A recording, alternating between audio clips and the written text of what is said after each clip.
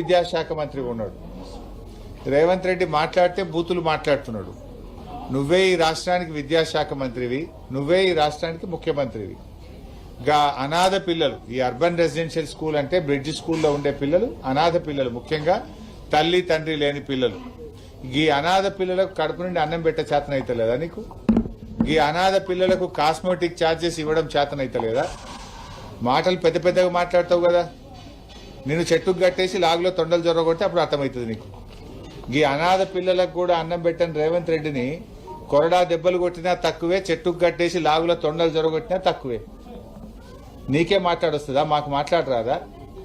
నిన్న కేసీఆర్ గారు వచ్చి మన రాష్ట్రానికి నీళ్లలో అన్యాయం జరుగుతుందని, కేసీఆర్ గారు వచ్చి మహిళలకు మహాలక్ష్మి కింద 2500 ఇస్తా అన్నావు, ఇంకా ఎందుకు ఇవ్వలేదని, బాండ్ పేపర్ మీద రాసిచ్చి అవ్వాతాతలకు డిసెంబర్లోనే 4000 పెన్షన్ ఇస్తా అన్నావు.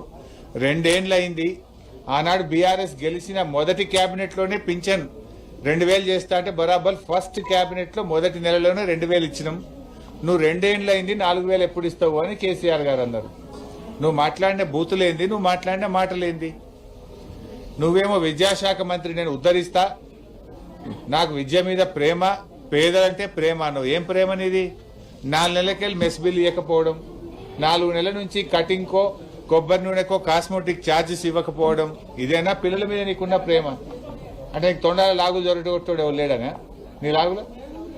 టైం వస్తుంది బిడ్డ, నువ్వేదో బిర్రలీగుతున్నావు, అహంకారంతో కళ్ళు నెత్తికెక్కి మాట్లాడుతున్నావు. మళ్ళీ గెలుస్తా, 2/3 గెలుస్తా అని పెద్ద శపథాలు చేస్తున్నా అని మాట్లాడుతున్నావు. వెనకడ కూడా గిట్లే శపథం చేసినావు. కొడంగల్లో ఓడిపోతే రాజకీయ సన్యాసం తీసుకుంటా అన్నావు. పొల్లు ఒడగొట్లే నిన్ను కొడంగల్లో. రాజకీయ సన్యాసం తీసుకున్నావా? మాట తప్పినవా? మాట తప్పినవు నువ్వు. మాట తప్పుడు నీకు అలవాటు, పార్టీలు మారుడు నీకు అలవాటు, పదవులు కొనుక్కోవడం నీకు అలవాటు, కమిషన్లు కొట్టుడు నీకు అలవాటు, చిల్లర మాటలు మాట్లాడు నీకు అలవాటు. ఎందుకు ఈ పిచ్చి మాటలు మాట్లాడుతున్నావు?